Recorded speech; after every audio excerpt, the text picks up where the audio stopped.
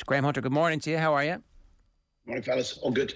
Look, the Champions League is back, and we should really talk about Atleti, and we should talk about how that's going to go. But I do want to kind of do a little bit of a quick update on Barcelona, because last time we had you on, you were like, this Benfica game, unbelievably important, and they got absolutely spanked.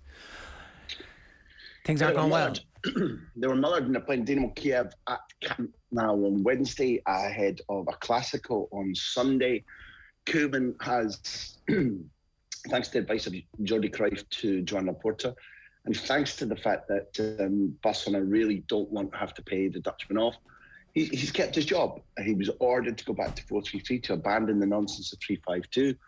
He did that the weekend. They played adequately against Valencia. There was a hero in a cape. It was Ansu Fati, a veteran 18-year-old, out for a year, comes back, rescues the game. This match against Dynamo Kiev, given the situation, is potentially, barring Champions League finals, their most important game while I've been alive since the war. If they go out of this Champions League and kiss goodbye to an extra 70, 80 million euros of revenue, I guess on off the ball. It doesn't say off the dollar, off the euro. We should be talking about the ball. We should be talking about football. Barcelona's situation is so dramatic, so chronic, that if they go out by losing at home to Dynamo Kiev, it might constitute the worst defeat in their history.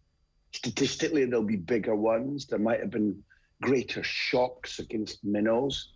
But, you know, they've not been out of the Champions League in the group stage for 21 years. They've got 0 points, 6-0 deficit on goals. Clearly, they're losing head-to-head both the other rivals. They've got a trip to Munich on match day 6. Bayern Munich came out of the Camp Nou with Nagelsmann saying, I'm really ticked off we didn't score more goals. So you won't see Bayern going, I tell you what, we'll play the kids on match day 6. They'll be there to spank Barca again. I think there are only 9 points in play. Those 9 points start, if you discount 3 points in Munich, they start against Mircea Lucescu's Ukrainian champions, who were tucking away goals for fun in their domestic league, who play with pace on the break, something Barca don't like. It's a monster game, an absolutely monumental match.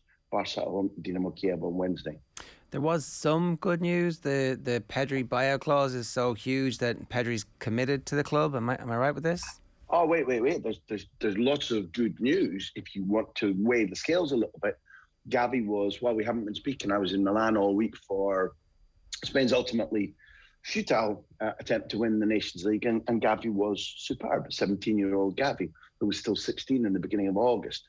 Exceptional footballer, and different from Pedri, even though same size, similar age, in that he darts into spaces. He's ferocious. He needs to learn not to see a big name in front of him and kick him, which he's very prone to doing. He loves taking on a giant, saying, hi, I'm David, there's a slingshot between your eyebrows. Referees are catching on.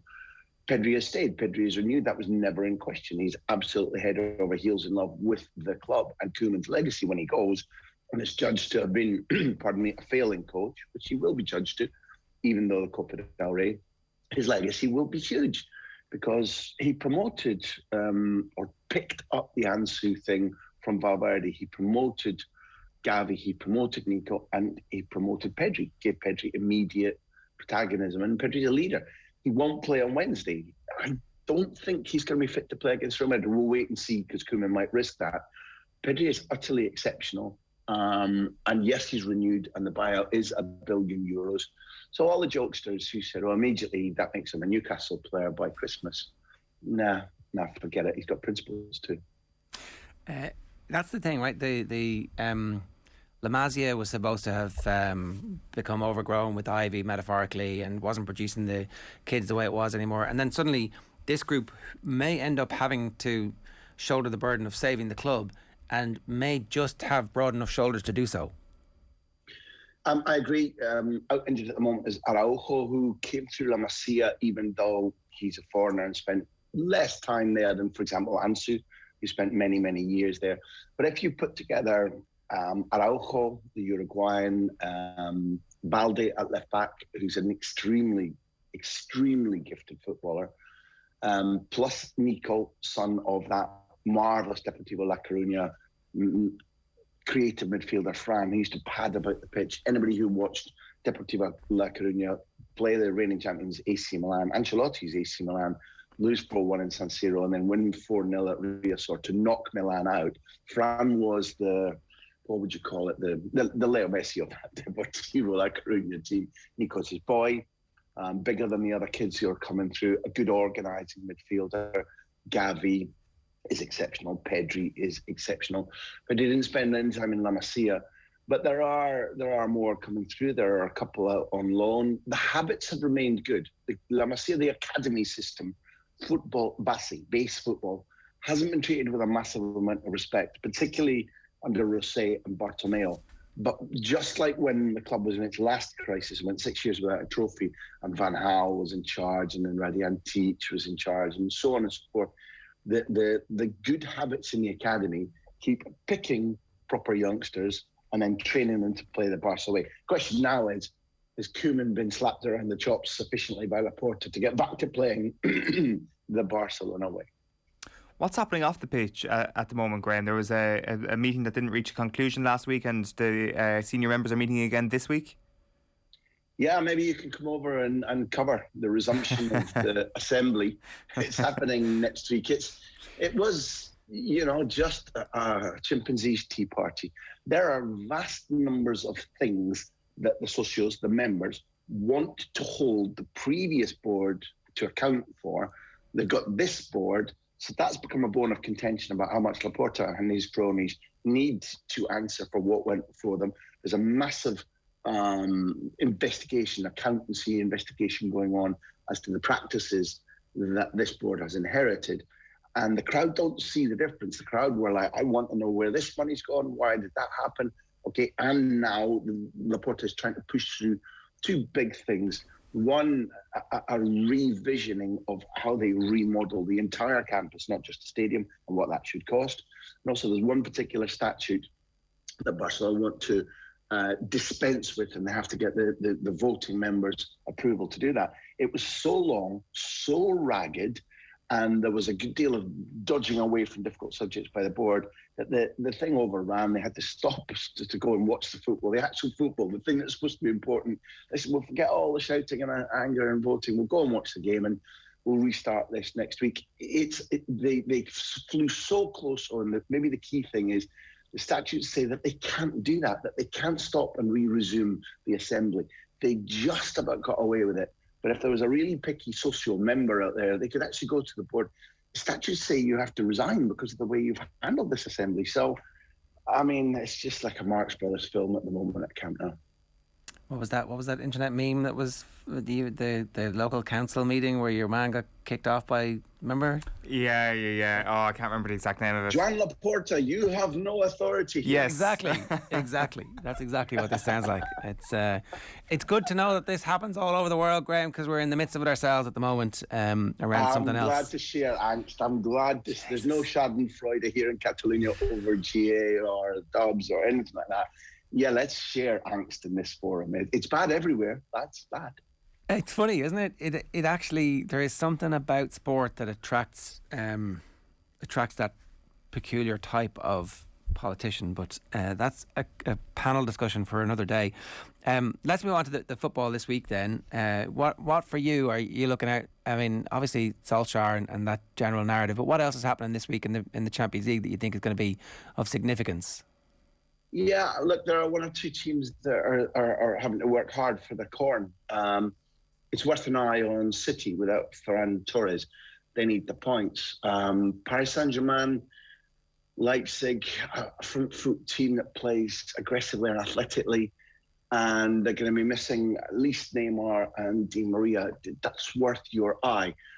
I don't want to be accused of being too much of a Spanophile, but tonight, over in Ukraine, Shakhtar put how many goals? 5 goals past Real Madrid last season in winning both games. And the draw has chucked the two of them together again. Real Madrid stripped of assets, really big injury list at the moment. No Ramos and Varane, obviously. Ancelotti, the new coach. A protege of his De Zerbi, the Italian, has taken over at Shakhtar.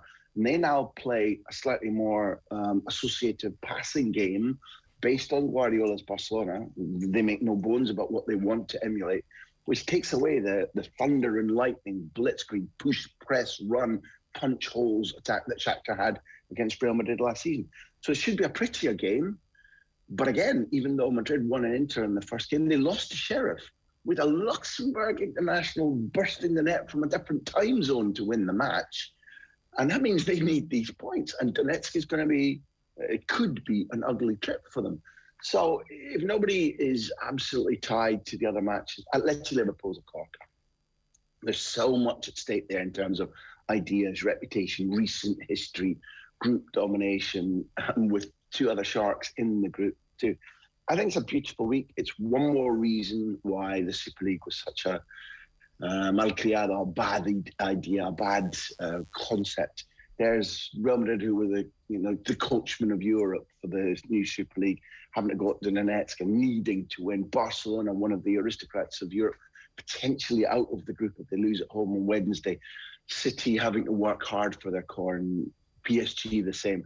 The Champions League is a beautiful animal. Telling you that's a thoroughbred. Yeah, and it's certainly proven it in the early stages of the group stage as well. A public service reminder for everybody that Barça Kiev in this part of the world is a 5:45 kickoff tomorrow if you want to catch that as well. So one last thing, and then on Atleti Liverpool, what do you expect to happen?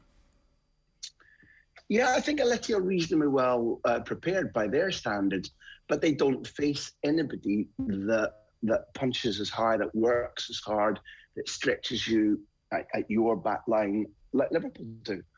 It's a clash of cultures. I stick to my point that although there are some changes in personnel, not vast, that crucial pre-pandemic match where Atleti won at Anfield, I think it was absolutely down to Liverpool missing their first-choice goalkeeper and the replacement goalkeeper literally screwing things up. I thought Liverpool were better on the night. So when you see them coming over to Spain, I'm looking at a team where I know Liverpool can win, but my idea is that Atleti are both physically and in football terms better than them. I think that they're still in transition. So my best answer is that I think that this is a draw in the making. But Atleti, I think, are becoming a much more attractive side. Anybody who watched them last season, where were the low point was the Chelsea games, where Atleti looked flat and slow. I don't think they look like that anymore, don't play like that anymore. It's an extremely attractive game with two very opposed ideas. It's not just Klopp and Simeone. Klopp talking about, I don't really enjoy his style, respect him and all that stuff. The styles of football on the pitch will show that debate, with 22 men trying to impose their football on one another. It's a cracker of a match. Score draw.